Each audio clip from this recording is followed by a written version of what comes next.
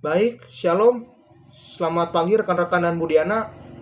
Perkenalkan, nama saya Mario Leonardo Simanjuntak, NIM 23400 50156. Kali ini saya akan membawakan materi terkait gadai. Yang dimana saya akan membawakan video ini sebagai pengganti UTS. Yang pertama, pengertian gadai. Gadai adalah lembaga jaminan kebendaan di mana debitur menyerahkan kekuasaan atas benda bergerak kepada kreditur sebagai jaminan pelunasan utang. Dasar hukum gadai ini termuat dalam pasal 1150 sampai 1160 KUH Perdata.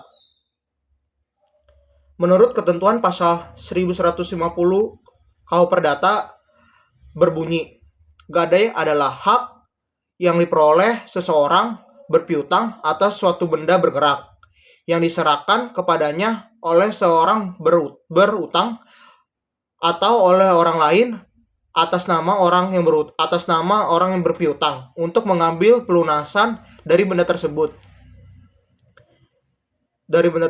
secara didahulukan daripada orang-orang berpiutang lainnya, dengan pengecualian biaya untuk melelang benda itu dan biaya yang telah dikeluarkan untuk menyelamatkannya setelah benda digadaikan. Unsur-unsur pokok gadai. Yang pertama, itu gadai adalah hak kejaminan kebendaan atas benda bergerak. 2. Gadai memberikan hak preferen kepada kreditur atau hak mendahului dalam pelunasan. Ketiga, benda jaminan harus diserahkan kepada kreditur atau asas inverzedlik atau penyerahan fisik. 4. Benda yang dijaminkan harus benda bergerak. Yang dimana itu benda yang bergerak itu dalam arti hukum yang pertama ada benda yang menurut sifatnya dapat dipindahkan seperti kendaraan, logam,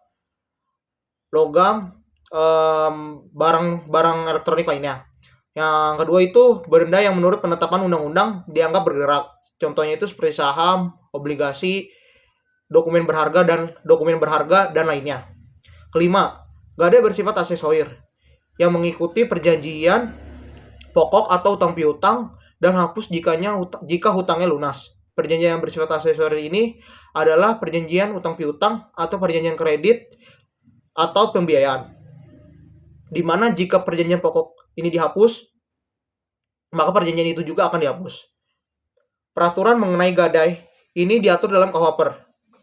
Yang pertama, pasal 1150 KUH berisi definisi dan ruang lingkup gadai. 2. Pasal 1152 sampai 1154 berisi hak dan kewajiban debitur termasuk hak menjadi benda gadai. Ketiga, pasal 1155 berisi dilarang melakukan perjanjian yang memberikan hak kepada kreditur untuk memiliki benda gadai apabila debitur wan prestasi atau yang kita sebut larangan pactum commissorium. Keempat, pasal 1156 sampai pasal 1158 berisi kewajiban menjaga dan mengembalikan benda gadai. 5. Pasal 1159 sampai pasal 1160 berisi ketentuan mengenai dan hapusnya gadai. Kitab Undang-Undang Hukum Dagang atau KUHD. Pengaturan gadai ini seperti gadai efek terdapat di pasal 1157 KUH Perjo KUHD. Peraturan khusus ini mengenai 1. UU Perbankan, 2. UU Perkoperasian, 3. Pengaturan gadai oleh pengadaian sebagai BUMN, 4. Pengaturan gadai yang sudah ada sejak tahun 2016. Salah satu aspek gadai yang diatur eksplisit adalah larangan pactum commissarium dalam pasal 1155 KUH. Yang dimana ketentuan ini menyatakan adalah batal demi hukum suatu perjanjian yang dibuat waktu pemberian gadai yang memberikan kepada si berpiutang hak untuk memiliki barang yang digadaikan jika pada waktu yang ditentukan tidak dibayar. Perbedaan gadai dengan fidusia. Yang pertama itu dasar hukumnya. Gadai dasar hukumnya pasal 1150 sampai pasal 1160 KUH. Fidusia dasar hukumnya UU nomor 42 tahun 1999 tentang jaminan fidusia. Objek jaminan. Gadai, benda bergerak fisik atau tidak berwujud.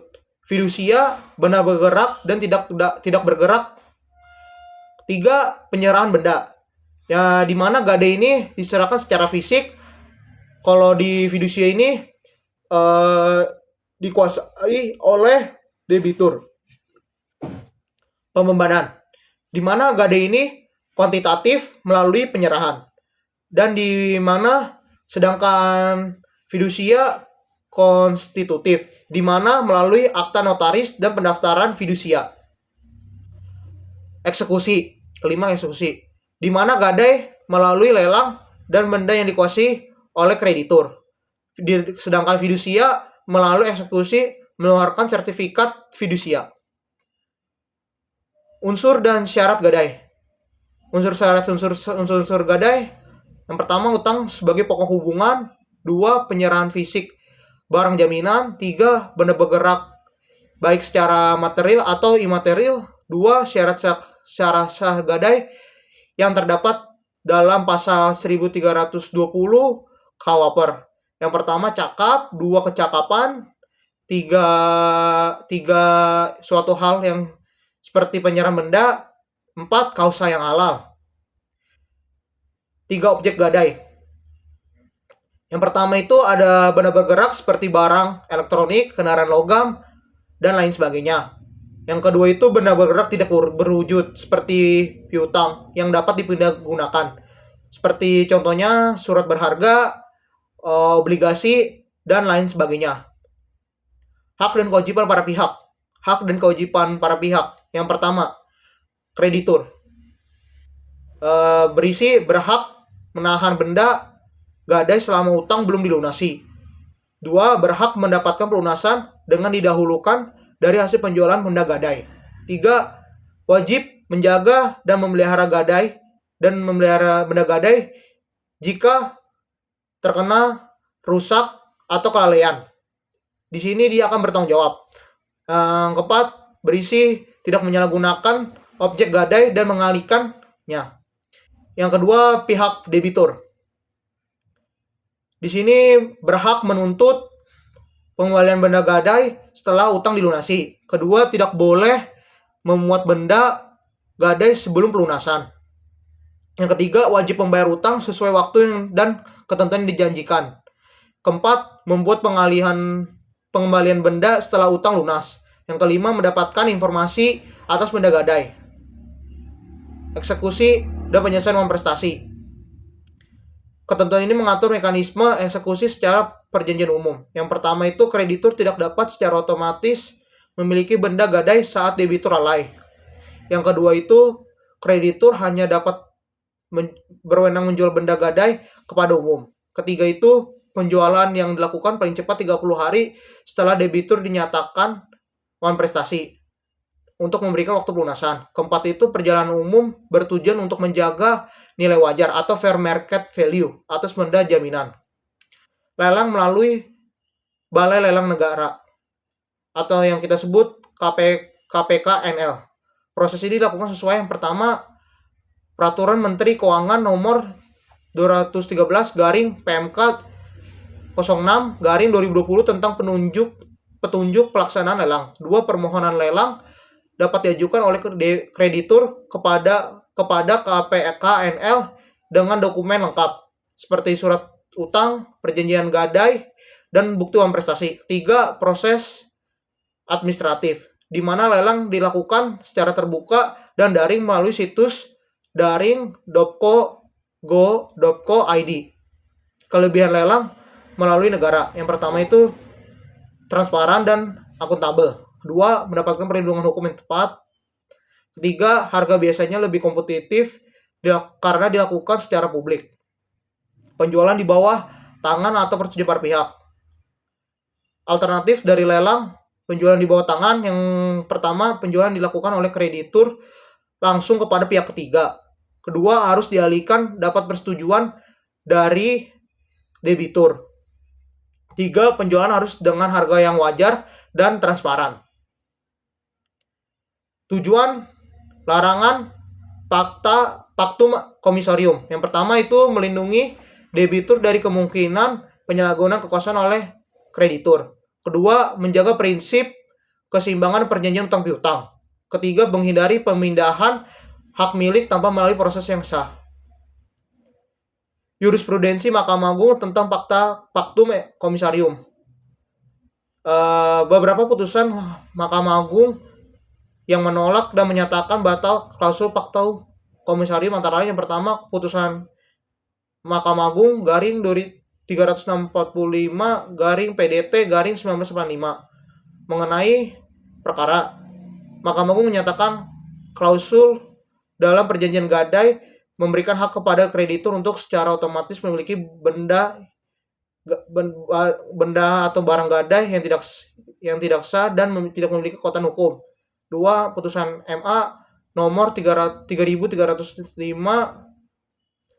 K garing PDT garing 1992 Mahkamah Agung menegaskan bahwa eksekusi benda jaminan harus dilakukan melalui mekanisme penjualan, bukan pemindahan kepemilikan otomatis.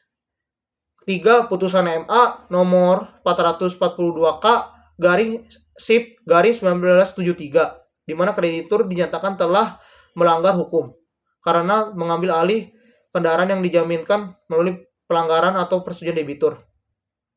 Baik, di sini akan menjelaskan berakhirnya hak gadai. Di mana 4 penyebab utama berakhirnya hak gadai. Yang pertama itu adanya pelunasan utang, di mana pelunasan utang oleh pihak debitur secara merupakan sebab utama berakhirnya. Berdasarkan Pasal 1131 KUHP, seluruh harta kekayaan debitur menjadi jaminan atas utangnya dan hak gadai sebagai jaminan. Yang kedua itu ada pelepasan gadai oleh kreditur, di mana pelepasan gadai terjadi ketika kreditur secara sukarela melepaskan hak gadainya atas benda jaminan meskipun sepenuhnya belum dibayar. Akibat hukum musnahnya objek gadai. Yang pertama itu hak gadai berakhir secara otomatis karena tidak ada lagi objek jaminan. Yang kedua itu kreditur tidak memiliki hak tagih terhadap utang, namun kehilangan posisi preferennya. Yang ketiga itu dalam hal benda gadai, hasil klaim asuransi dapat menggantikan posisi sebagai posisi jaminan gadai, posisi benda gadai sebagai jaminan. Baik, saya akan lanjut. Peralihan hak kepemilikan atas benda gadai tanpa persetujuan.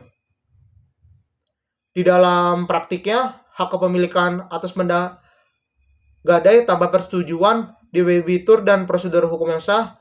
Misalnya, jika kreditur sepihak menjual dan mengalihkan benda gadai atau benda yang menjadi objek gadai digadaikan kepada pihak ketiga tanpa pengetahuan pemilik.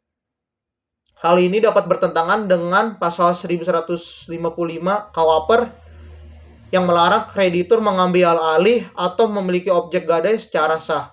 Paktum Komissarium.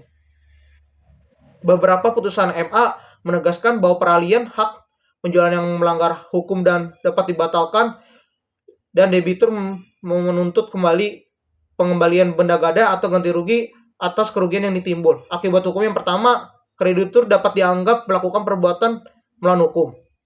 2. Debitur dapat mengajukan gugatan perdata untuk membatalkan peralihan tersebut dan menuntut pengembalian biaya. 3. Hak gadai menjadi tidak yang sah dan batal demi hukum karena hilangnya atas kepercayaan dan legalitas eksekusi. Prinsip-prinsip utama yang harus dijaga. Yang pertama itu ada asas legalitas, di mana asas ini menyatakan setiap tindakan eksekusi atau peralihan harus berdasarkan hukum. 2. Asas keadilan, di mana asas ini menyatakan tidak boleh ada peralihan hak secara sepihak yang merugikan salah satu pihak. Yang ketiga, asas kepastian hukum, di mana asas ini menyatakan berakhirnya hak gadai harus dibuktikan secara tertulis dan telah disepakati. Perbandingan gadai dengan lembaga jaminan lain. Yang pertama ini saya akan membahas objek, di mana kalau gadai ini ada benda bergerak. Terus kalau di fidusia ini benda bergerak. Hak tanggungan ini di mana objeknya ini tanah dan benda dan bangunan. Hipotek ini objeknya ini adalah benda tidak bergerak. Aspek yang kedua itu adalah penyerahan fisik. Gade ini ada penyerahan fisik. Di dalam fidusia ini tidak ada penyerahan fisik. Di dalam hak tanggungan tidak ada penyerahan fisik. Di dalam hipotek tidak ada penyerahan fisik. Aspek yang ketiga itu adalah dasar hukum.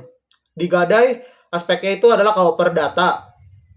Di fidusia ini aspeknya UU nomor 42 tahun 1999 tentang jaminan fidusia. Hak tanggungan ini adalah UU nomor 4 tahun 1996. Hipotek ini dasar hukumnya KUH Perdata. Aspek yang keempat itu adalah eksekusi, di mana gade ini parate eksekusi. Fidusia ini parate eksekusi, dan di hak tanggungan ini parate eksekusi, dan sedangkan di hipotek ini eksekusi pengadilan. Sekian dari materi yang saya bawakan. Terima kasih teman-teman dan Bu Diana.